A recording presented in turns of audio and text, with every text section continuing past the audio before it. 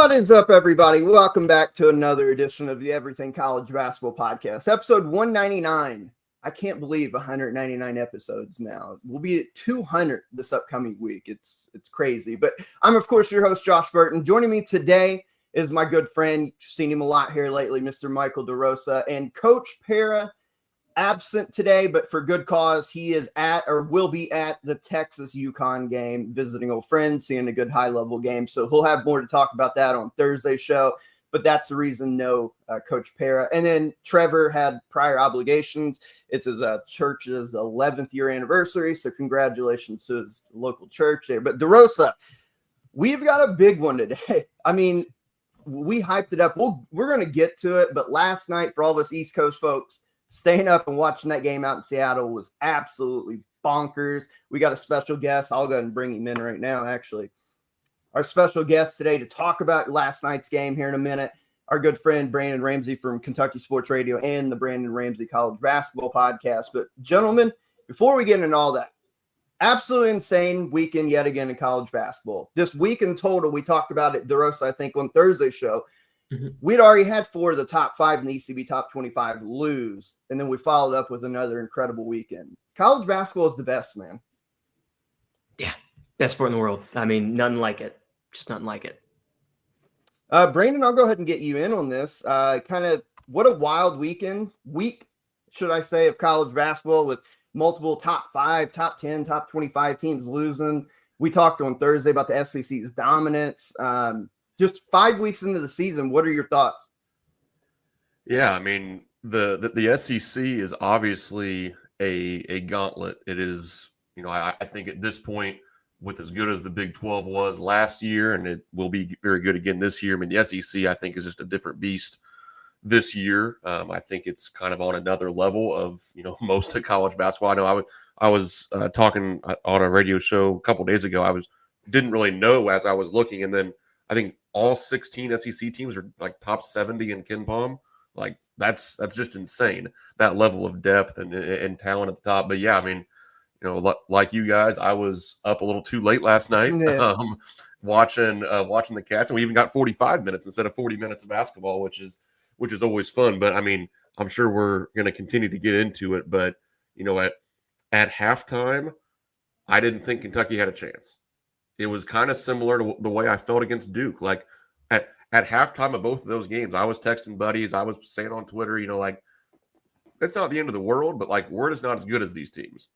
And then here you go, over the course of 40 or this time 45 minutes, the Cats just find a way. So yeah, it was fun. It was impressive. I'm still a little tired, but I'm happy to be here.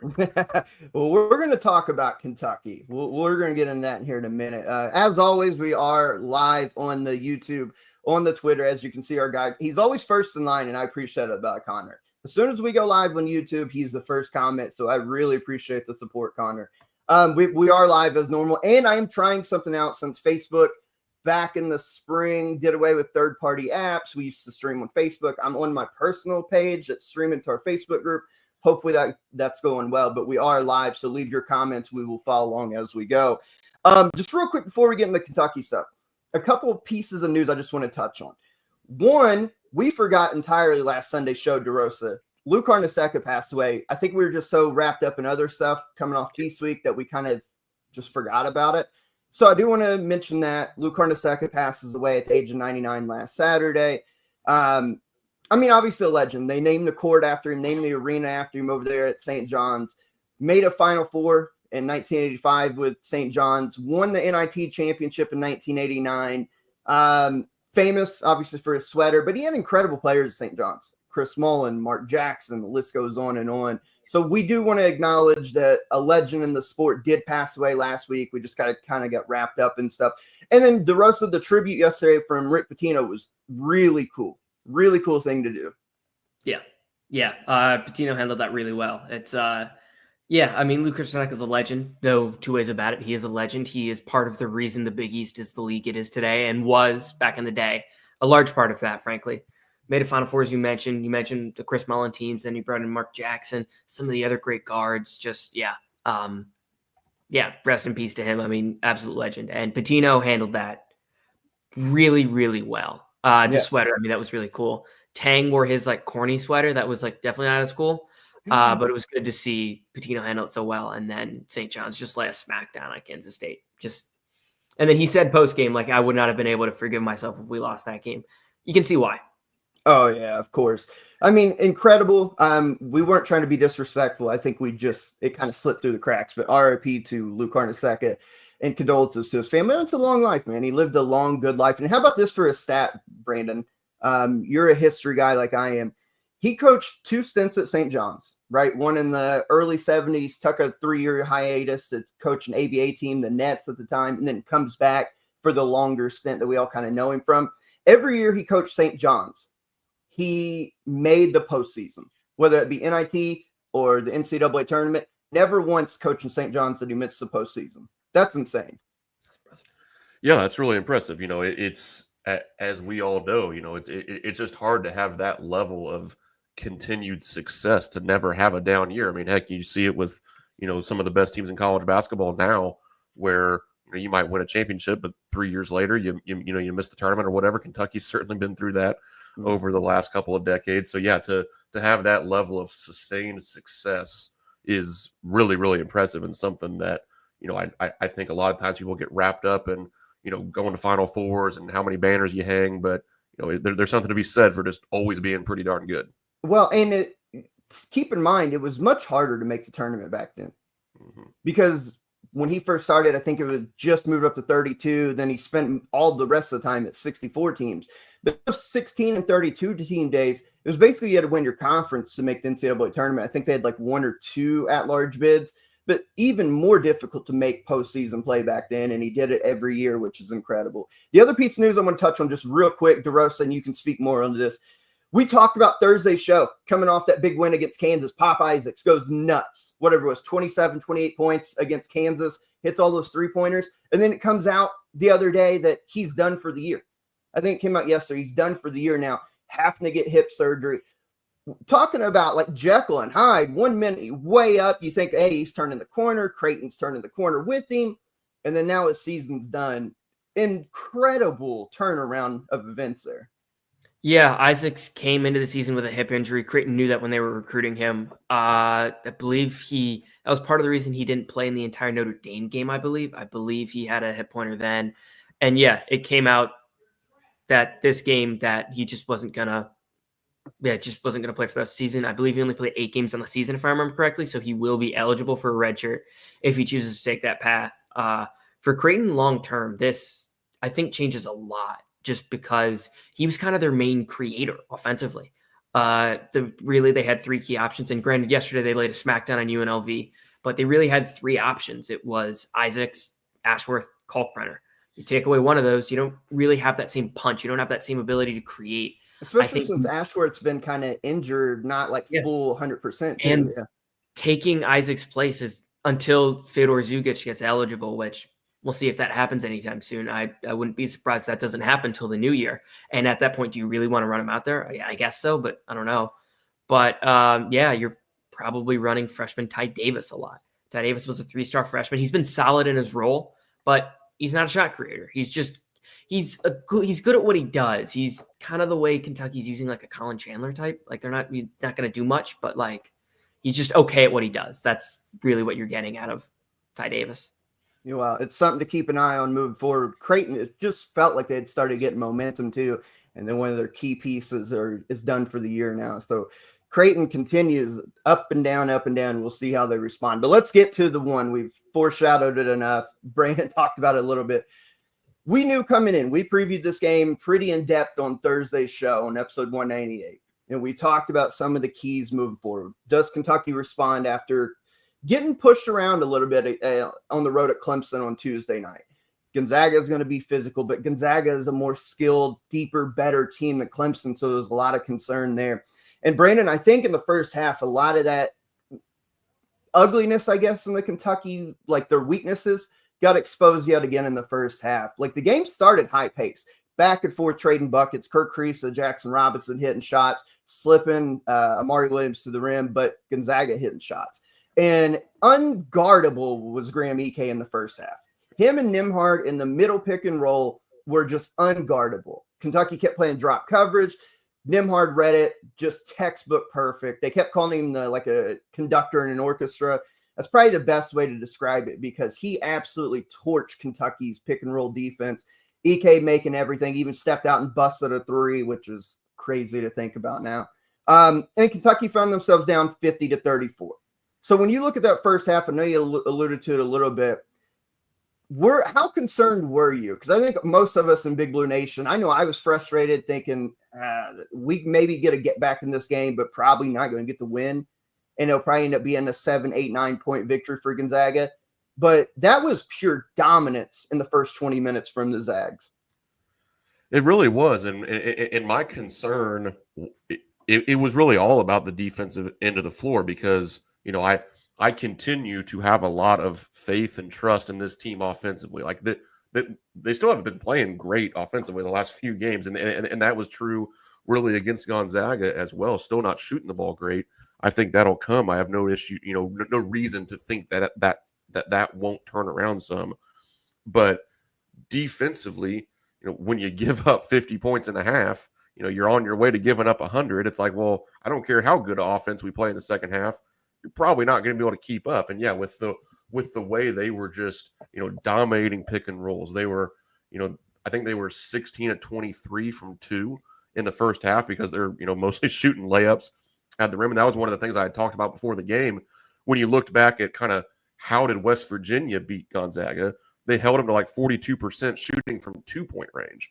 And I thought that was going to be a big key for Kentucky. Well, you know, when they're shooting, you know, 60, 70%, whatever that was in the first half, I didn't have a whole lot of faith in that. They were hurting Kentucky on the offensive glass as well, just like Clemson did early on. So yeah, like you mentioned, it was a similar recipe. Now Gonzaga was doing it with more pace and the ball screens and everything, but it was a similar recipe to what the struggles looked like against Clemson that were there on late Saturday night as well, which was frustrating. But you know, it like I'm kind of alluded to earlier, you know, it was like the Duke game where you kind of feel down and out. You feel like you're just not as good. But man, like this team, the grit and the grind and the adjustments and just kind of the way they keep coming at you is really impressive early on this season. DeRosa, when you saw Gonzaga just abuse the middle pick and roll and Nembhard's making pullback, like that final shot he hit right before half to give them their 50th point, just that was pretty good D. Like I can't remember if I think Ortega was on him, cut him off at the pass, and he just hit the step back, and he's making everything. EK's hitting a three. He's dominating inside. I mean, he had a 40-minute worth type of game in the first 20, right? And dominating, and then they're getting contributions from, I mean, do you want to talk about that dunk Caleb Battle had? I mean, that was insane, bro. Like just full speed ahead. Nobody tried to cut him off at the path, and he just kept rising and threw a tomahawk down. But I think being an outside observer, we'll say, not a fan of Gonzaga, not a fan of Big Blue Nation in Kentucky. When you look at the first half, you probably thought the same thing, that there's no chance in hell Kentucky comes back and wins this. Yeah, Kentucky went down at 18 at one point. I thought the game was over. Like I did. I was watching something on my laptop. I was watching some of the MMA fights. I looked back over, like probably, I mean, it was a little after halftime. And it's like, okay, Kentucky's in this game now. It's 9 points. And it's like, okay, look a little bit, but like, I'm still not like sold. I look back, look over. It's like, oh, the game's tied. Okay, now I'm locked in. This Kentucky team, I think there were a couple things that are different from last year. You guys definitely can attest to this more than I can. But last year, I would say, just to put it pretty bluntly, they were a stupid team. Oh, yeah. Best player running off the bench, taking some dumb shots, all that. They were a stupid team. This year, they're not. They're making skip passes. They see the floor really well. And I thought that was really the difference in the second half. You making good passes, passing to the corner, always getting a drive here. Or Jackson Robinson, the pass he had to Amari Williams, I believe this was in the overtime. He gets a rebound, sees Amari Williams way down the floor, full court pass, beats everybody down there. Kentucky's not making that play last year. They're just not. They found a way to win this game, and you guys have hit on it already. That's a gritty team. They're a smart team. They play well together. They just found a way. And I think in overtime, the difference were 2 plays late in the shot clock. First one, Kobe Bryant, they end up blitzing a ball screen. Kobe Bryant has to chuck a 3 from like 6 feet out, like 6 feet beyond the line. It's like that wasn't going in, but nobody boxed out Andrew Carr. He finds a way to make a play. And then Jackson Robinson, I believe it was the next play down. Again, play breaks down late in the shot clock, but he's just like, look, I got to get to the bucket somehow. He hits this little floater from around the free throw line area, Puts makes it them a up 4. game. Yep. Yeah, and that was it. Kentucky, they just found a way to win. That was an impressive win. We haven't even mentioned yet, no Lamont Butler.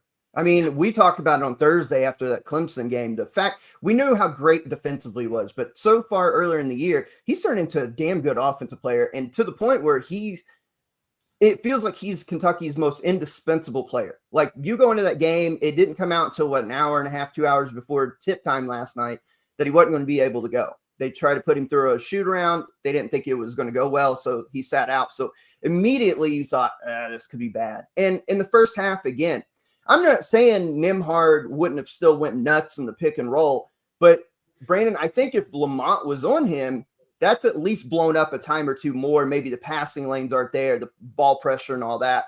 Because Kerr, I love Kerr. And I don't think he's as bad a defender as some people try to make him out to be. But he just found himself allowing himself to get screened way too much. He's playing over the top chasing. And against Nembhard in that pick and roll, you cannot chase. You just cannot chase. And I think with Lamont, he could have maybe blown that up, iced it a little bit more. Not having Lamont Butler and still winning this game is a massive statement for Kentucky as well.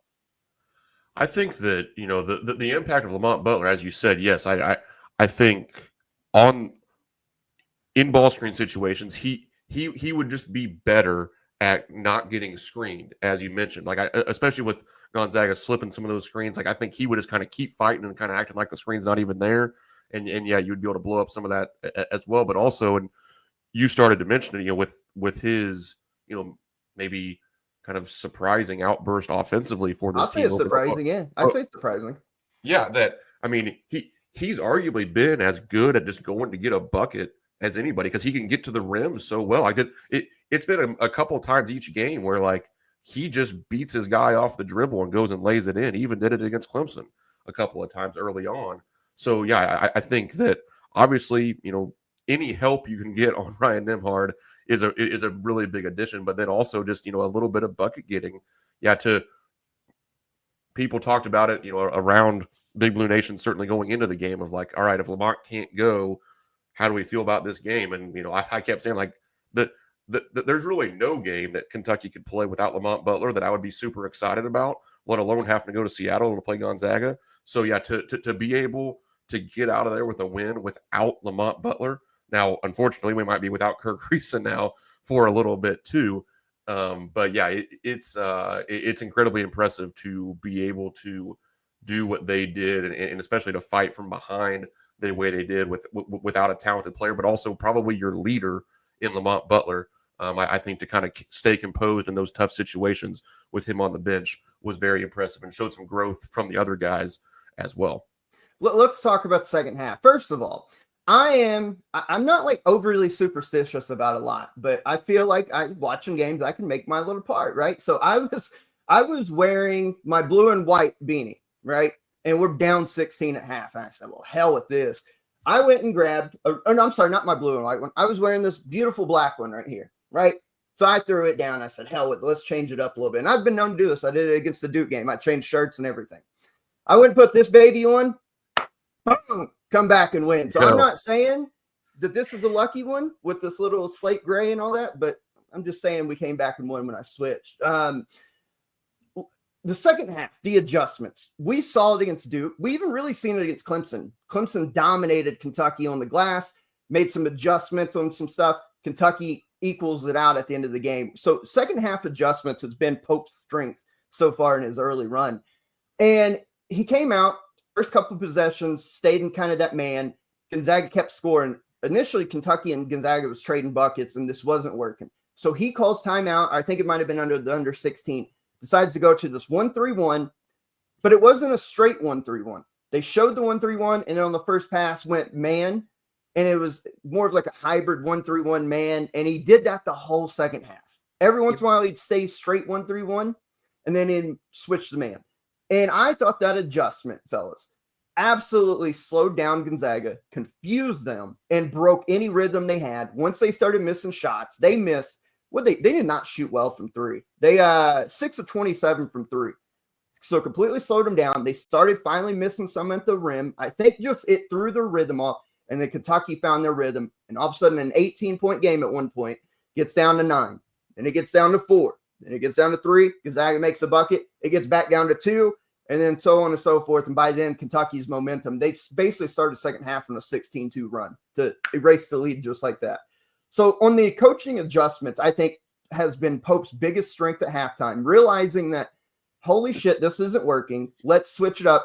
And I hate to keep doing this, but they brought it up on the broadcast. They brought it up on Field 68 last night, and I think it's some truth to bring up. If this was the prior administration, you all know what would happen. He would stay in the man and just be like, well, if we don't win, we don't win. Pope's like, I'm changing this. We're breaking the rhythm. We're doing anything we can to get back in it. And I thought it was a genius game plan. I thought second half, Mark Pope put on a coaching clinic on how you should do stuff when you're down, when you get the lead, how to make adjustments. DeRosa, I just thought it was phenomenal game planning. I mean, just to go off your point, just looking at the box score from a stat broadcast, first half, obviously, Gonzaga had 50 points. They shot 54% from the field, only 25% from 3. Ryan Nembhard had 7 assists. Then we look at the second half, they shot 39% from the field, 0 of 9 from 3. Ryan Nembhard had 2 assists, just to echo your point. I mean, it completely took him out of rhythm. That's a complete difference maker. And Graham Ike had 18 in the first half, 9 in the second half. You took some of their best players out of the game. Ben Gregg was able to get his, but really, other than that, the defense just making changes, just doing something different. Maybe it doesn't work, but at least you tried something, right? At least you tried. Exactly. Let's say it doesn't work, and and Kentucky ends up losing this game, as you said, 7-8-9. Even so, you tried something. You tried to do something different. You gave your team a better chance to win. And that's all you can ask for is you can't say, Brandon, and I'm not preaching to you because you know, but you can't stay with something that's not working and keep beating your head against the wall. At some point, you got to say, well, if we're going down, we're going to try this and see if it works. Not keep doing the same stuff that's not working. And Pope, again, through the first 9 games of the year, his adjustments in game and at halftime have been spot on. They've been perfect.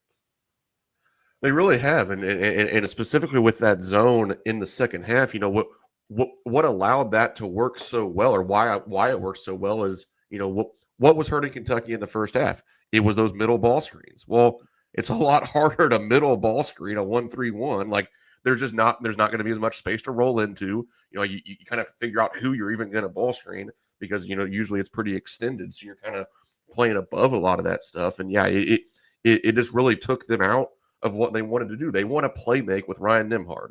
It's a lot harder to play make when you're going against a zone, and especially a 1-3-1 with some of the kind of hybrid style that it was. So I think it was a great game plan. And like you said, the encouraging thing too was, and Michael, you mentioned it too, like you're just kind of throwing stuff at the wall and seeing what sticks. Like I bet you if Gonzaga came out and scored the first 4 possessions of 1-3-1, we would have tried something else. We would have thrown a full court press at him, or we would have gone 2-3, or whatever it is. Like it just so happened that luckily our first kind of guess at it worked, so that probably allowed you to then actually win the game.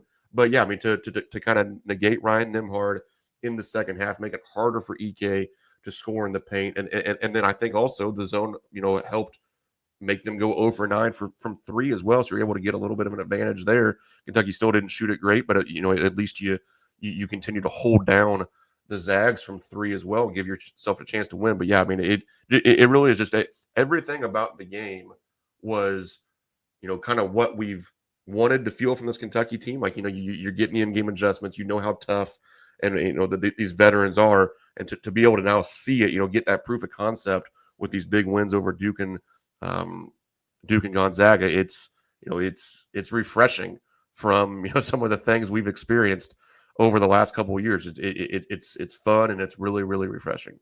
I want to bring this up because we talked about this. Okay, this is 4 games in a row where Kentucky's not shot the 3-point shot great, right? This is they went last night 7 of 25 for 28%. That's 4 games now. Western Kentucky, Georgia State, Clemson, and now Gonzaga. But do you know the most encouraging thing? And they shot it okay against Duke. I think what we hit, 10, 11, 12, whatever it was. Most of them came in the first half. But when the game gets tough, even go back to Clemson on Tuesday night, then the 3-point shots aren't falling. This team, I think the one thing we all had concerns with is, yes, it's kind of the ride or die by the 3-point line. We want to shoot 35. You got great shooters, but the question was, what happens when you don't make them? Can Kentucky win when they don't make 3-point shots? I think Duke, I think Gonzaga, and even really the comeback against Clemson proved that this team, when the going gets tough, they can go to the rim. And the sets that they run to get Andrew Carr open, the little cross screen where they have Amari on the opposite block, it's unswitchable. Because if you switch it and put a smaller guard on Andrew Carr, well, he's going to finish at the rim. And if you're too slow and you try to fight through it, he's still going to get the ball out the block there. And then you look at, we talked about Jackson Robinson getting to a spot, hitting floaters, hitting pullback jump shots, Otega Oweh attacking the rim.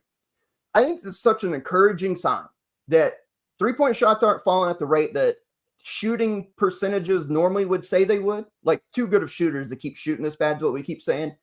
But they can score at the rim and manufacture points other ways. And Michael, I think that is as big a development as anything that Kentucky has done all year. Yeah, they're not a one-trick pony. Some of Pope's BYU teams, when games would get bad, you'd make some of these, but like, it's not getting difference. You're not getting Dallin Hall going downhill and getting 20 points in a game. Like, that's just not how his game works. You're not getting Richie Saunders, some of these other guys they had. Ali Khalifa, you can't really do anything else other than have Ali Khalifa up top and have him make passes. If you're pressuring that, the teams are just kind of, that was it. That was the game. You have multiple ways to win as a Kentucky team, and that's really what you're looking for. This team just, even in the way it was constructed, like, I know I was just looking up Coach Cal, if he was still going to be the coach of Kentucky this year, you probably have BJ Freeman, right? He was a guy Kentucky was after a bit. And don't get me wrong, BJ Freeman, very talented player, but he's kind of a chucker. It's just kind of who he is. This team doesn't have that. They're an unselfish team. They move the ball really well. They got multiple guys who can score at any given spot. They're a very smart team. The way the roster was constructed, Kentucky found some of these diamonds in the rough, which is kind of an oxymoron to say that about Kentucky of all teams, because normally Kentucky, you're recruiting the number 5 kid in the country. But they found Otega Oweh. They found Lamont Butler, these guys that were like solid. We expected them to be solid, and they made them great. And that's just one of the things they do here. And Brandon, not only are they able to now, three-point shots aren't falling, that's fine. We'll create at the rim, whether it be back cuts, post-ups, just attacking off the bounce, whatever it may be. But how about they made free throws? I know Andrew Carr missed those there at the end, which was a little nerve-wracking, but they went 15 of 18 from the free throw line. And the other thing on the shooting I want to say, at some point, it'll come back around. These guys shoot too well to keep missing and going 7 of 25 like they have in this 4-game stretch. And the scary thing is, if you're a Kentucky hater or about to play the Cats, when they figure it out and you pair it with what they've shown against Gonzaga and late game Duke, when they start figuring out and hitting 12, 13 again, it's over.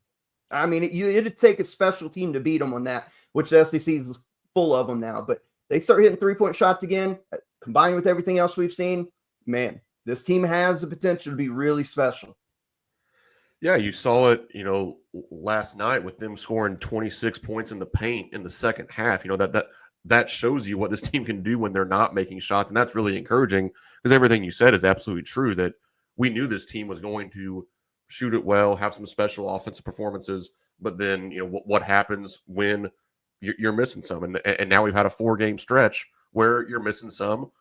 One time on the road, you come up a little bit short, but then you find a way to get it done the next night. And you're absolutely right that, going through SEC play, you're going to have to win games like, going to Clemson and you don't shoot it well, or going to Seattle to play Gonzaga and you don't shoot it well. But you're also going to have a game where you make 15 threes and there's just nothing anybody can do about it, because, the reason that I'm so I have no concerns about this team shooting the ball is because this isn't theoretical. Like, we're not talking about a freshman that we think is a good shooter, or we heard over the summer that Jackson Robinson really improved his 3-point shooting. Like, no, he made 83s last year. Like, he's not going to shoot 31.6% this season. Kirk Kriisa, if and when he's able to come back, he's not going to shoot 26.3%. This guy makes 80 to 93s a year throughout his career. Ansley Omanar is going to continue to make them. Kobe Brea, he's still shooting 55% or whatever, but he's been, not as hot these last few games. He's going to be a 45% 3-point shooter this season. So there's no reason to believe that that's not going to come back around. And as you guys know, shooting is a little bit cyclical. You don't shoot 40% in every game across the season. You end up getting there by having some 60% nights and some 30% nights, and you sprinkle in game to game. So yeah, I think that the really encouraging part is that we saw early on this season what the team looks like when they're firing from 3, and now we're seeing what it looks like and how they're able to figure it out when they're not. And especially through the gauntlet of the SEC, you're going to have to win games in a million different ways. And it's been good to see Kentucky win some tough games now in different ways early on in the non-conference season. Well, putting a bow on this, a couple things. Gonzaga, you wouldn't think they're going to shoot 22% all year as well. So also on the Gonzaga end, but let's talk Gonzaga real quick before we put a bow on this game. They're up big. They had just, what they kept saying, at 175 games in a row, when they had been leading by 10 or more at halftime, they had won. That streak came to an end last night. So as a whole, how did Gonzaga blow this? Obviously, we talked about the 1-3-1 slowed them down. They didn't make the shots that they normally do. What do you think? Does it pose problems with Gonzaga is what I'm trying to say. West Virginia hit threes on them, kind of out-toughed them. Second half, Kentucky imposed kind of the game plan that they wanted on them, started making shots. Gonzaga, when you look at their schedule, the WCC is not as good as it was last year. So those quad one victories are going to be much harder to come by. They've lost 2 already in West Virginia, Kentucky. Where Indiana ends up, who knows? They did get the Arizona State game, which does look better as the season goes on and they keep winning. They've got 2 games left in the non-con to make a statement on their resume. They've got Connecticut next Saturday, and then the 28th, they've got UCLA. Then they go into West Coast Conference play. So DeRosa, when you look at Gonzaga, let's say they just split those. They get one of Connecticut and lose to the other one, right? Connecticut, UCLA. Then they run through the WCC like normal. How do you rank Gonzaga when it comes to seed line? Because I don't think they can be a 1 seed at this point. Yeah, it's a tough question. I mean, obviously it'll depend on how much they end up beating some of these WCC teams by how they look in these 2 games. So it's definitely hard to tell, but they were a 4-5 last year? Feels about right? Yeah, I think they were a 5 last year. They were 5, yeah. Yeah, that feels about right. Just broadly speaking. They are 3rd on the net right now. As of today's update, they went from 2nd to 3rd, so net's still in their favor. Kentucky's 5th, but this should probably update tonight, I would imagine, into tomorrow, and that may change a little bit. But Brandon, just real quick, when you look at Gonzaga, obviously a really good team. Nobody's not saying they aren't. But resume-wise, it almost feels like they've got to get one or both of Connecticut, UCLA to help a potential seed line come March. I sure think so, and I think it is some some of the things we saw last season, because they dropped several of these games. I know they lost to UConn last year, they lost to Washington, they lost to Purdue in the non-conference, and it's just one of the things that I feel like we're kind of used to a little bit with Gonzaga now, is like trying to figure out just how good they are, because you get some of these early season data points, that they'll usually win a couple, but they're going to lose some too, just like they have this year. And then you just don't really know what to make of them going 16-2 in the WCC. Like, there's some years where that's really impressive. There's some years where it's not as impressive, but it's never the same as doing it in the Big Ten or the SEC or the Big 12, where you just have like this nightly, stress of playing top, 50, top 100 teams. So yeah, it's tough to really get a read on this Gonzaga team, because it's not really fair to only consider 5 or 6 games against the power conference teams, but it's also you shouldn't get lulled into thinking, man, this team is awesome, when they rattle off 14 straight against lesser opponents in their conference. So yeah, I think that offensively, there's no doubt they're one of the best teams in college basketball. I think we know that, but do they really have enough talented pieces outside of Nembhard, outside of Ike, to be a Final Four team? I just don't see it with this group really right now. And yeah, I think that as you go on, barring them, running the table or something like that, to me, regardless of where they're ranked, I think you're going to have to look at this team as, a 4 or 5 seed, because they haven't done it against the best teams to really make you believe that they should be higher than that, in my opinion, at least. Yeah, Gonzaga is going to be good, but resume, yeah. I don't know if they can get up to the 1, maybe even a 2, without a couple help, and they got to beat Connecticut next week. So we'll talk about that when it comes time. Brandon, we appreciate the hell out of you jumping on. We love having you, my friend. Real quick before we let you go, plug your stuff. Tell everybody where they can find you.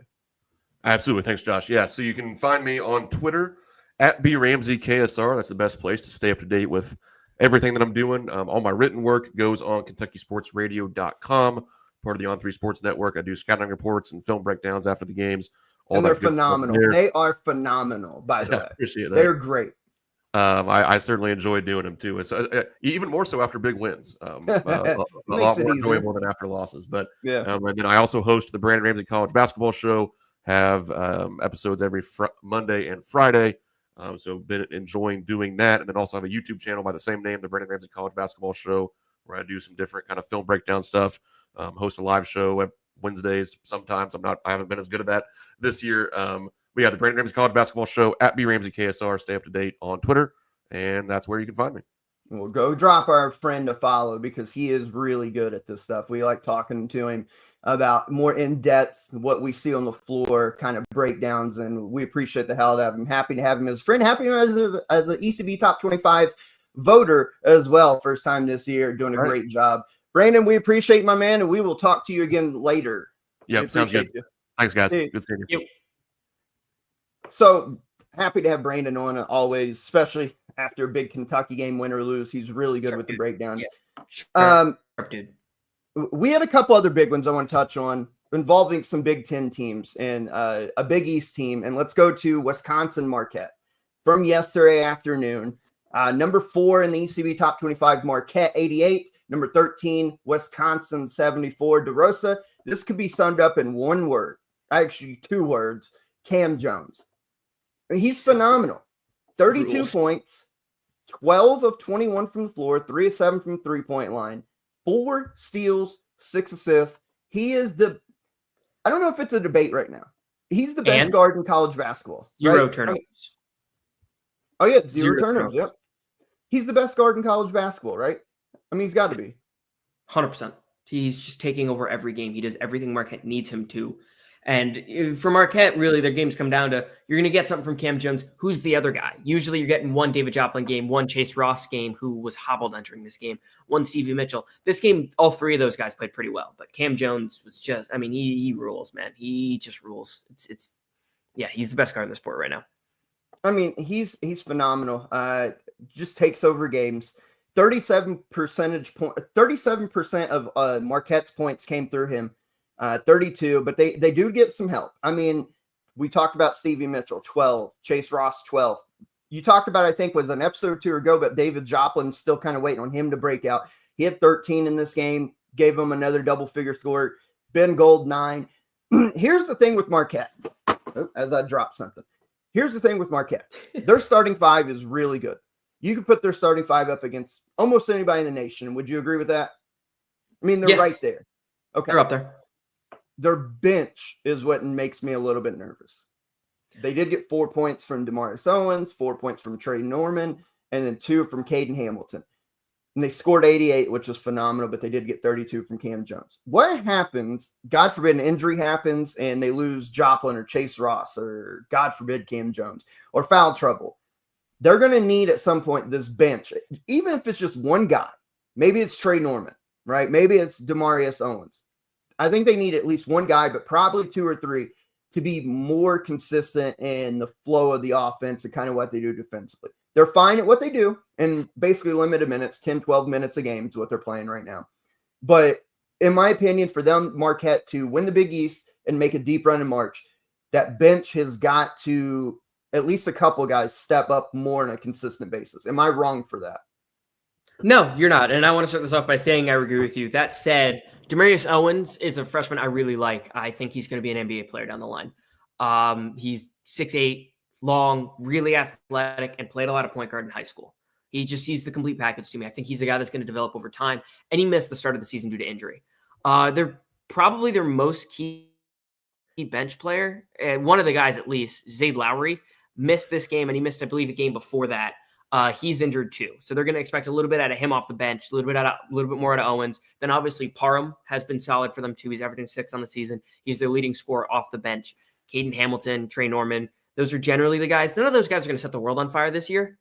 But yeah, you're going to need a little bit more out of them. And especially if someone gets hurt, I feel like they'll be able to plug and play a Norman Lowry. Parham's been really good this year. I believe there was one game. I think he played pretty well in the Maryland game, if I remember correctly. But yeah, I think those guys, you'll have enough to plug and play one.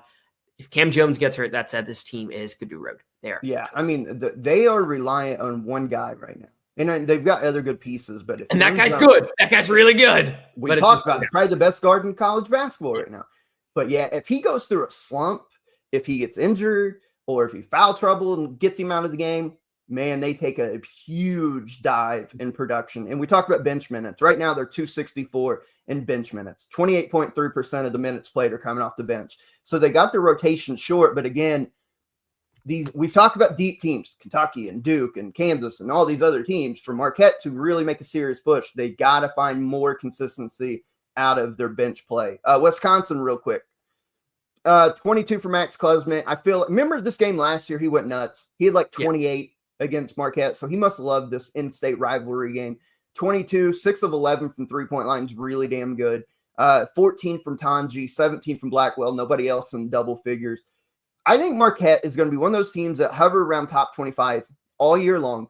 They're going to win some big games. They're going to lose some. And then come March Madness, they're going to be like a 7 or 8 seed that you just can't figure out. Can they go to Sweet 16? Of course they can. Can they get knocked out in the first round? Of course they can. Wisconsin. Wisconsin. Okay, yeah, you said. Yeah. I heard you. Oh, my bad. I meant Wisconsin too. I meant. Yeah. I mean, is that 7 seed, but Wisconsin, I'm with you. No. Yeah, I meant Wisconsin. If I didn't say that, I'm sorry. Do you agree with that on Wisconsin though? Where they're just going to be up and down? They're going to be hovering around top 25 all year, but you never know if are they good? Are they okay? I think that's just who they are. Yeah, I'm with you. And this Wisconsin team is just so different from the way I projected them to be preseason, right in the Big Ten.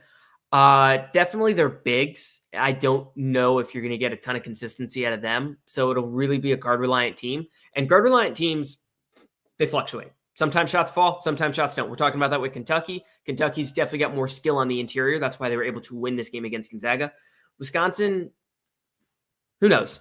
You didn't get a great game out of John Tanji, who has been excellent this year and been probably the most underrated transfer in the country, I'd say at this point. I mean, he's just been dynamite. Yep, he's been dynamite. Blackwell, I think, is very solid. He was a freshman last year, sophomore this year. I like the way he's grown and developed. And then you're getting hit good shots out of Klesmit. He was excellent in this game. But yeah, this is a really tough road game. And they looked good in the first half. Their shots were just falling. They look good. Yeah, Wisconsin's not a team I'm concerned about long term. I think your assessment of them is pretty much spot on. Let's move on to the Big Ten. Another game real quick I want to touch on. It happened Thursday evening after we recorded. We talked about it a little bit. We gave shout outs to our guy Mike Rhodes who joined the show. Coach Fair obviously shouted him out. But, man, they played a Purdue team that we know are really good. They hosted them at home. First Big Ten game of the year for both clubs. And Penn State was phenomenal in this ball game on Thursday night. Ace Baldwin, 17. Freddie DeLeon, transfer from Tennessee, 14. Puff Johnson coming in from North Carolina, 13. Zach Hicks, 11. And Nick Kern off the bench, 12. Even got Ken Pom MVP off the bench with 12 and 8, 3 assists, 3 steals. I like this Penn State team, man. They put up 81 on a Purdue team that's pretty damn good defensively. Probably could have went more. They went 7 of 18 from the three-point line. They got to the foul line, shot 32 free throws where they made 28 of them. I thought they outworked Purdue. I thought that home court environment was incredible for them. And I'm calling it right now. Penn State is 8-1 on the year.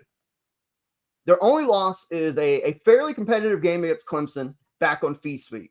I think this Penn State team's trending towards being a top 25 team. They're top 50 in both offense and defense. Effective field goal percentage on offense, they're 11th. They force turnovers. They're 5th in turnover percentage on the defensive end. I like this team. I think that Mike Rhodes has got a really solid, underrated team. And at the moment, do not look anywhere close to where we had them predicted and last or almost dead last in the Big Ten. This is a really solid team, man. I believe I had him 17th in the Big Ten, if I remember correctly. I'd have to look back. Yeah. This is one where I'm going to have to tap on that. I was wrong. I was wrong. One question with this team for me was, aside from Ace Baldwin, they didn't have anybody who scored in double figures any time in their college basketball career. It's not that that's not going to be the case this year. They were obviously going to find someone, even if they hit my projection, but I didn't know if they'd have consistent options. They're just finding a way to make it work. And Ace Baldwin rules. I've been an Ace Baldwin fan for a long time. I'm still an Ace Baldwin fan. I love his game. And that technical foul he got in this game was bullshit. That was Oh, just complete bullshit. bullshit. Yeah, Like, absolutely. Well, they called him that Kentucky game last night too, where Brandon Garrison didn't even holler at anybody. He makes an and one. College officials, I don't care if it's in the rule book, bro. It's a game of emotion. It is a game of emotion. Basketball. It's a game of joy. It's a game of frustration. It's a game of happiness, sadness. That's why we love it. Exactly. Let players show emotion. If they cross the line and are cussing somebody, fine. But if they scream and one or they get hyped, stop making them basically feel bad about doing it. Stop teeing them up. Like, I hate the rules, man. Did you see the tech Malik Mack got in the Georgetown West Virginia game? I think I've seen where you shared a clip of it. Yeah. I mean, he didn't do. He literally did nothing. He's getting back. He's like getting set on defense after he hit a three. Like, I believe it was his first of the games. Like, he was kind of like, that was kind of like the thing. He's a streaky guy. Like, that's kind of what he needs to get going. And then he just says something like, "Hey," it just looked like he was like, "Hey, yeah, man, come on now, got you there." And the ref's like, "Nope." It's so dumb. It is so dumb. I don't care if the rules are instructing the officials to do this. It is dumb. It's a game about emotion, and let them be emotional. I mean, it's crazy. A real quick one. You talked about you were kind of down on Penn State because outside ace ball, no, and scored double figures. I think some of that too, though. Like Freddie DeLeon came into Tennessee as a highly rated recruit. Didn't really see the floor because he had great guards in front of him. And he needed to develop longer for Rick Barnes. He's always had the talent, and he's now getting a chance to show it under a coach like Mike Rhodes, who will encourage him to be more free in his action on the floor with their offense that they run. So Freddie DeLeon is a special talent. And I think you're starting to see the best of him under Coach Rhodes. Really good win. Before we move on and talk about games upcoming this week, go ahead. Real quick, I want to make one last note. Yeah, go ahead. Go ahead. A lot of teams, when they went to the transfer portal for big men, they just haven't found the answer. Like we can just go up and down the list. There are definitely some that have, but like transfer portal bigs going to new spots. Like Cliff Omarui, for example, is the best big man in the portal. He hasn't really performed at Alabama. I don't know how, and he didn't have a great game in this game. But on this season, Yannick Kona Niederhauser has been excellent. The Swiss big has been excellent. That's a perfect translation of that name too, by the way. You nailed that. Score. Yeah, he's been excellent. He averaged 7 and 4 at Northern Illinois. Now he's averaging 13 and 6 at Penn State. He's the answer for them. Big time.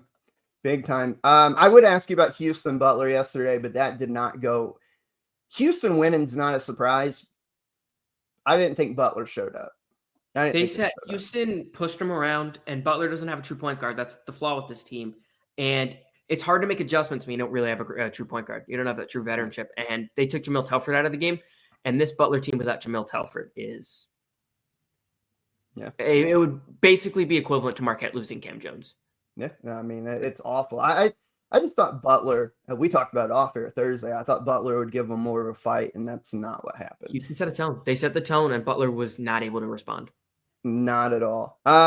We want to talk about our good friends before we move on about the early slate games this upcoming week. Talk about our good friends and new sponsors over at W Energy. W is a clean energy drink that is made to give you focus with no crash, jitters, or angst like other energy drinks. They also have no maltodextrin fillers and don't use artificial dyes. W contains vitamins, amino acids, nootropic, and 150 milligram caffeine. The product is made in the USA in an FDA-inspected facility that strictly adheres to GMP manufacturing guidelines. If you go visit www.w.gg now, go place an order, and at checkout, use code ECB10 to get 10% off your order. I promise you, you will enjoy it. It'll help a lot of gamers, a lot of streamers, people who spend a lot of time doing active stuff and require intense focus. Enjoy this product. Go copy yours now. Use promo code ECB10 at checkout to get 10% off of that order. We would appreciate that if you do that. Also, shout out to our other sponsor over at Beauty to Beast Nutrition, located in downtown Edinburgh, Indiana. It also is a clean energy protein shake bar, however you want to call that. They have great protein shakes. They have great smoothies that have a lot of protein and good flavor like white chocolate, mocha, all these cool flavors that don't give you the crash, that are healthy for you. If you're located in downtown, or if you're located in central Indiana or passing through, stop by, tell them ECB sent you. You will also get 10% off your purchase there. I love the fact that we have clean energy kind of protein caffeine-based sponsors this year. I really love that because it kind of fits my lifestyle. So I appreciate the hell of that. Let's talk about some of these games. A couple of them today I want to touch on. We talked about Coach Parra being at Connecticut, Texas tonight. So let's touch on that real quick. Connecticut coming off the big win earlier in the week against Baylor. We talked about that. That was a much needed big time win. Do you know if Caravan's playing or not today? I haven't seen any news. Nothing official yet. Okay. So it'd be interesting if he plays. I think for Texas, you look at them, they lost the opening game against Ohio State. Since then, they've won every one. They're 7-1, but they haven't really played nobody. Syracuse ain't great. North Carolina State's okay, who they just beat on Wednesday in the ACC SEC Challenge. Kind of controversial call. So I still don't know what to make of Texas. 16th defense, 55th offense. Only thing I know about Texas is this. They got one of the most exciting freshmen in the nation in Trey Johnson. I think he can give Connecticut a lot of problems tonight. The way he can get downhill, get to the rim, create. But for me, Texas has to be good when guys like Shedrick is protecting the rim. Chendall Weaver's making shots. Kaluma needs to do what he does of being a two-way. Tremont Marks really not got off the mark, pun intended, so far this year. So when you look at this game later today, UConn playing at Texas, who do you got? Yeah, Tremont Mark, he's missed a decent amount of the season. He came back. He's gotten sort of getting into that rhythm, and he's a guy I think Texas will need to be great. You mentioned Trey Johnson. He's so streaky, but that's who he is. And Arthur Kaluma, I've gotten good production out of Arthur Kaluma. But I'm not very high on this Texas team. I don't think they're a tournament team. And at the end of the day, you're giving me Dan Hurley against Rodney Terry. Yeah, well, that's a mismatch to me. That's a huge mismatch. It's obviously not that simple, but that's a mismatch. I'll take UConn, but not confidently, just because UConn hasn't shown me that level yet. Well, I would agree with that. Coaching-wise, that's definitely a mismatch. But Texas at the Moody Center, that's a tough place to play at since they renovated it. We all know that. We've talked about it for a year or two now. And if Texas, they've won 7 in a row, as we talked about. If they were to get a big marquee win, today would be the time today to do it. I don't know consistency, to your point. I don't know if they can consistently get baskets. And Hurley's going to scheme some shit up to carve them up on UCLA high post and whatever else he wants to run. I think Connecticut maybe's found a groove finally coming post Maui, but I like Connecticut on the road by a couple points. I'm with you. I just don't fully trust Texas, although the Moody Center could be a huge factor in this game. That is a great home court advantage.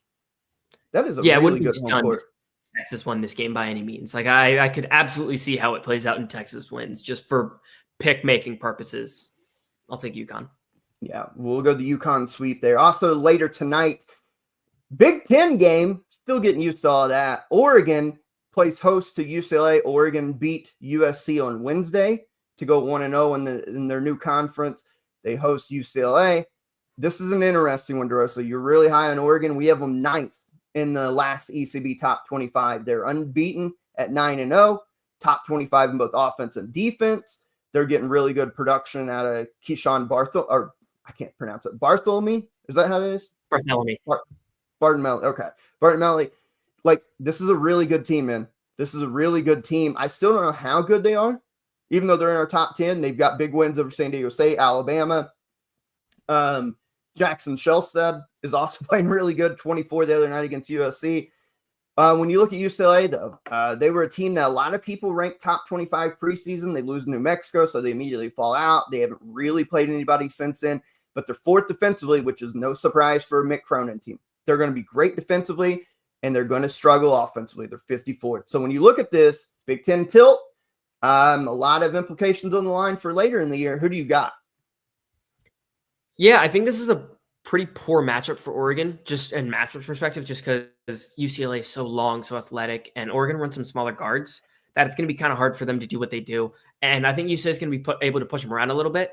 I just think this is a tough matchup. This UCLA team, I'm not nearly as high on as other people were. I never had them ranked top 25. They were like the 3rd favorite to win the Big Ten. I think they're a middle-of-the-road Big Ten team. And I think Oregon's awesome, though, even with the matchup angle, just because you're running a lot of Shelstad, a lot of Bartholomew. There's 2 smaller guards, but I just think Oregon will find a way. Nate Biddle's been great this year. TJ Bomba's finding a way to get buckets. I think those 2 are good enough that they will also find something. Kwame Evans, Supreme Cook, Brennan Angel. I think these guys will just find ways to end up making plays where I don't trust UCLA to have consistent offense at any point this year. Tyler Billard was their leading scorer. He was good at Oregon State, but not great. Eric Daly was fine at Oklahoma State, but not great. I just think UCLA is going to have a problem, as you mentioned, consistent scoring all season. That I don't love the matchup for Oregon, but I'm a Ducks guy.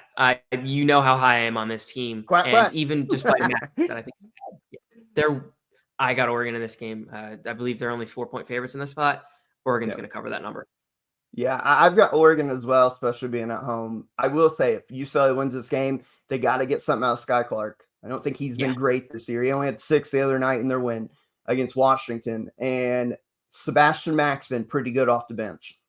He had 16 in that game the other night. So those two guards, I think if they play well, they've got an obvious chance. But I like Oregon in that spot. Let's go on to another Big Ten tilt here.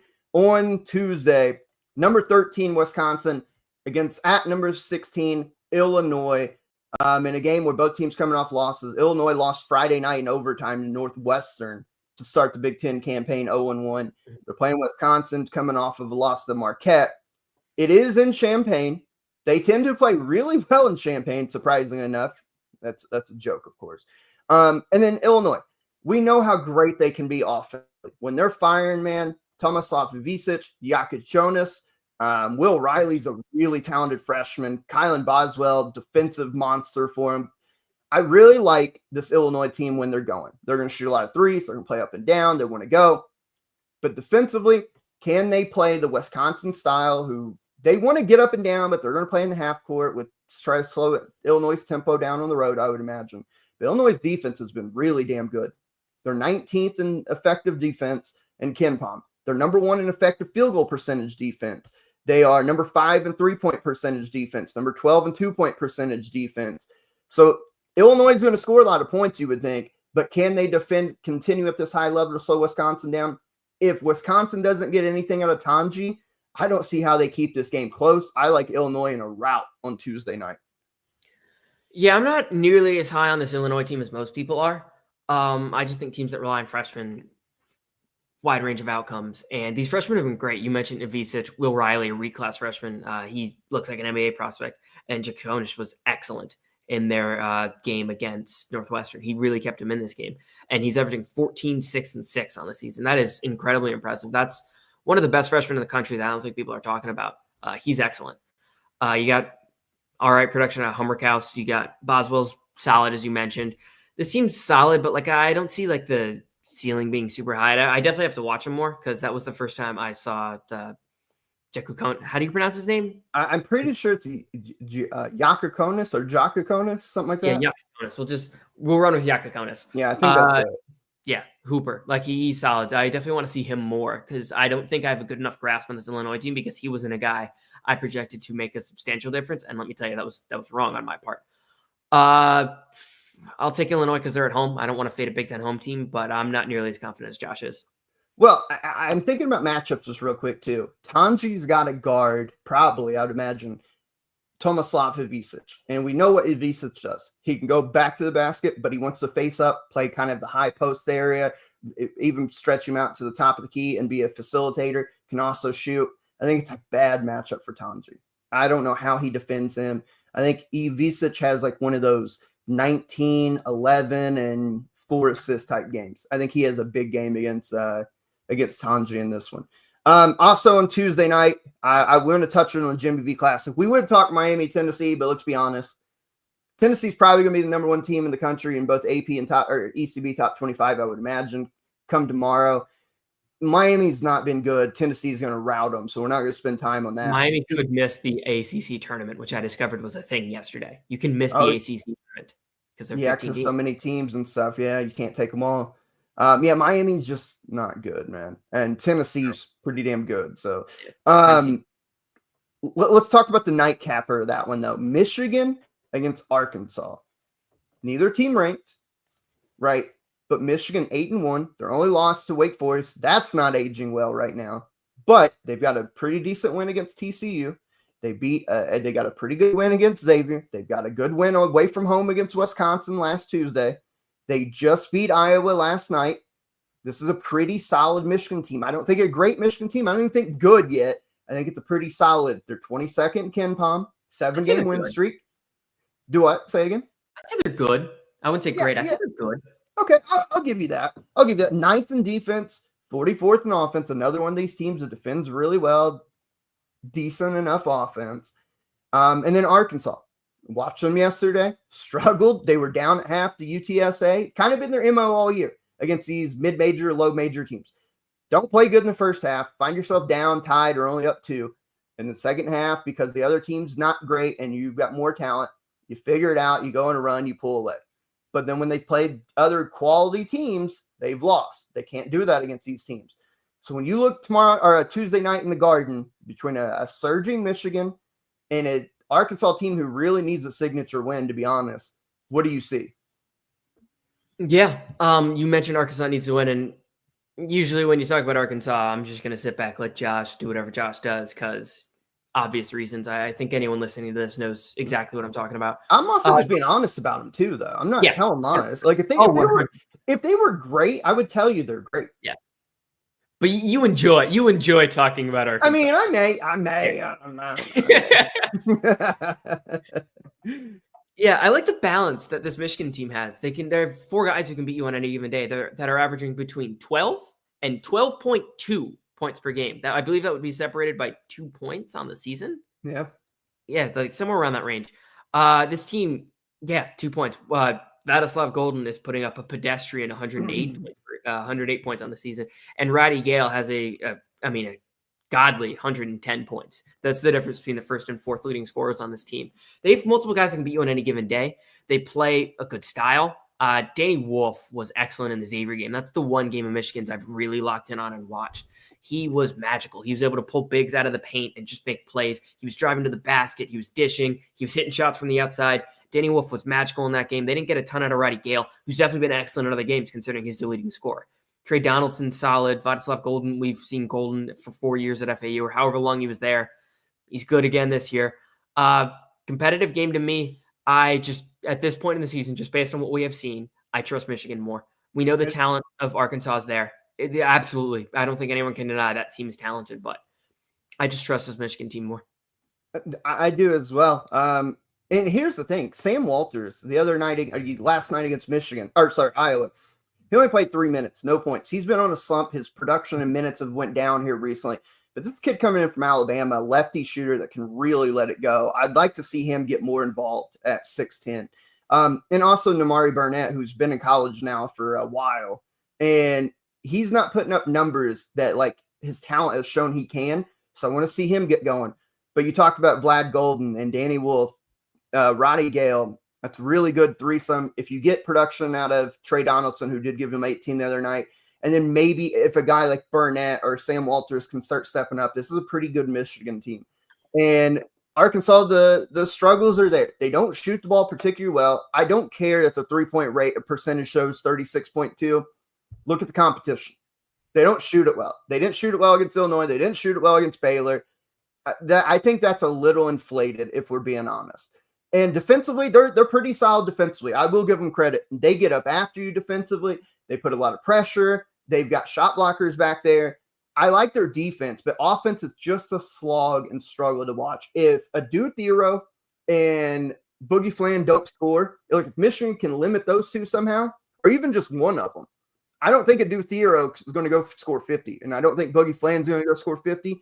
If you can just cut one of the heads off there, do you trust DJ Wagner? I know he's shooting a little better this year. Do you trust him or Billy Richmond or Carter Knox or any of these guys so far to go get you buckets? And especially if Big Z's out. He didn't play yesterday against UTSA. I think they held him out, injury concerns. If he doesn't play, I don't see there's any chance Arkansas wins this game. I think Michigan winning, and I don't know. Arkansas will make it close because that's what they do, but I think this could be a comfortable Michigan win on Tuesday night. Anything else you want to talk about real quick game-wise coming up that maybe I've missed? I don't think there's any other like big ones that stand out, but anything that stands out to you that you want to mention? Coming up now, I think it's the weekend slate that's really good. So, one of the best weekend slates that we may get all year of college basketball. We'll talk about on Thursday. Yeah, that's phenomenal weekend. I'm looking. I mean, it's rivalry week. I'm looking forward to it. Yeah, let's go to bank on it real quick. I'll let you go first. What do you got for bank on it this week? Oh, goodness gracious. See, usually I just pull these. Can you go first? You go first because I got to find something. Look, I'm going to make it simple. We just talked about this game. I think Michigan wins in a rout. I think Michigan wins by 13 points or more. I just Arkansas, and you put them in a neutral environment again in Madison Square Garden where they don't against big teams. They haven't shot well. They haven't 78th in offense.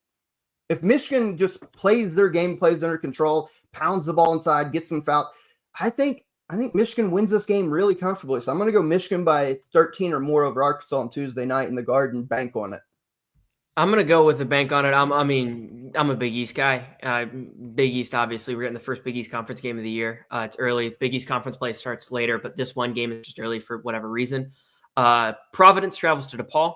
There was some drama in the offseason about DePaul trying to steal Bryce Hopkins. So Bryce Hopkins homecoming because I believe he played for a Chicago AAU team. I believe he's from that area. Mm-hmm. Bank on it.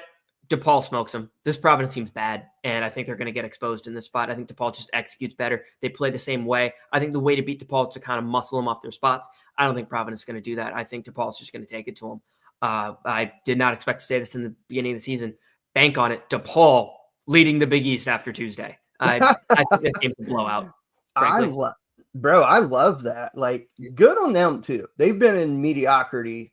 Beyond, I don't even know what below mediocrity is. They've just been in hell for years. So good on them. And maybe if you're like you are a Georgetown fan, it gives you hope. Yeah. You know what I'm saying? So you get a good coach, get some new players in, things change.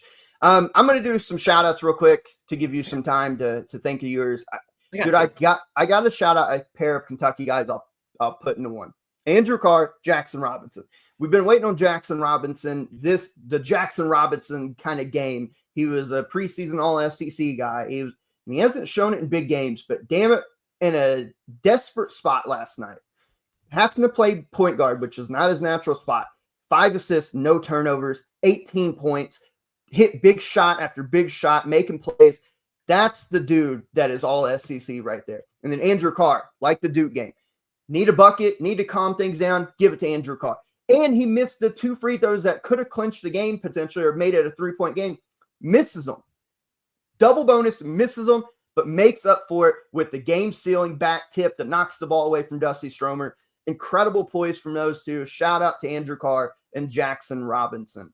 I just went blank on my other ones there. I just went completely blank. Oh, yeah. Shout out to Marquette. We talked about them coming off of a loss. They play in-state rival. They've just been so good. I want to shout out Marquette just kind of as a whole because they've been really good. I don't know if any of us, with losing the talent that they lost last year, I don't know if any of us thought that they would be this good. But, man, they have been really, really good this year. And I just want to give them a shout out. And then I'll go back to Penn State. Coach Rhodes, 8-1. We had them predicted either last or second to last in the Big Ten. And they smoked Purdue. They're getting wins. Could be a top 25 team. They're up to 33rd in KenPom, which suggests that they should be right around that range. Really happy. We may have some Penn State swag coming in, full disclosure too. So it's really exciting. So shout out to Penn State, Coach Rhodes, and that whole program. I hope sincerely they keep momentum throughout the course of the year. Yeah, and I know they have a tough game coming up. I was just looking at it. I was considering that for bank on it, but I believe they go to Rutgers. Yeah, that's going to be a tough game. Yep. Yeah, on Wednesday, right? I think Wednesday. Yeah. I got 2 shout-outs. One, this game happened last Wednesday. So I definitely missed it last week. This was an electric game. I'm going to shout out Colin Smalls for hitting a crucial shot to send the game to overtime against George Washington, which American University ended up winning. Good game. Elijah Stevens got hurt. And Colin Smalls stepped up. Elijah Stevens for American is their only ball handler. He's that dude, though. He's that dude. Don't get it twisted. He's that dude. He got hurt. He's going to be out for a little bit. That definitely changes the look on this American team, and they definitely need to fix turnovers. They had 16 turnovers in this game. A lot of them came when Stevens got hurt. He only played 11 minutes, and even he had 3 turnovers in this game. George Washington likes to play pretty aggressive style, but if they can fix the turnovers, this could be the year we get someone other than Colgate winning the Patriot. This American team's good. They have talent. They are talented. They're experienced. I like the way they're built. And Matt Rogers, in my mind, I think is the Patriot League Player of the Year. I don't know too much about the Patriot League, but I'm just going to say that right now and hope it's correct. Shout out American. And 2, I was watching some mid-major hoops this weekend. I believe you'll know why I was watching this game. I was watching Belmont versus Middle Tennessee State. And to prove I was watching this game, I got a push in the end. But to prove I was watching this game, at halftime, they interviewed a women's player for some reason. The Belmont women's team also played Middle Tennessee State and won. Belmont completed the sweep over Middle Tennessee State. That's an in-state rivalry. We're going to shout out Emily LaChapelle, a Marquette transfer who had a season-high 26 points in their win over Middle Tennessee State at 65-52, 12 of 17 from the field, 2 of 5 from 3. Emily LaChapelle and Colin Smalls. Those are my two shout-outs. Shout out Emily LaChapelle. Shout out Colin Smalls. This is why we do this. I know I went bigger time this week, but the under the radar and the women's game and NAI, I love it. By the way, shout out to the ending there in regulation of that New Mexico State game. The goaltend call that tied the game up, right? That's what happened, right? Did you see Northern Kentucky IUPUI too? I did not, no. So Northern Kentucky, they have the ball with 1.1 seconds left. They run an inbound play. This guy gets a layup. It looks like it's going to miss. Then it's like the ball's coming off the rim, and then the IUPUI player knocks it off like a second early when it was going to come off the goaltend. They go to the monitor. They review it for like 10 minutes, and they're like, yeah, goaltend. That's the game. Oh, my God. That's brutal. So we had 2 goaltending calls that completely changed games. That's insane. New Mexico State went on to get the win. That's a bad loss for New Mexico, who looked like – remember after week 1 or whatever it was, they beat UCLA. That's right, UCLA. And then since then, I mean, you can't fault them for losing St. John's on the road. Arizona State's not a bad loss, but you can't lose New Mexico State. That hurts. Incredible. This is why we love college basketball. And this is why we love all you. 292 people, the biggest show of the year so far earlier in the year. Live of you who have tuned in to watch us at some point throughout this video. And we appreciate the absolute hell out of all of you. I've got Nebraska, Minnesota. I can't tell if that's women's, it looks like, on the TV over here.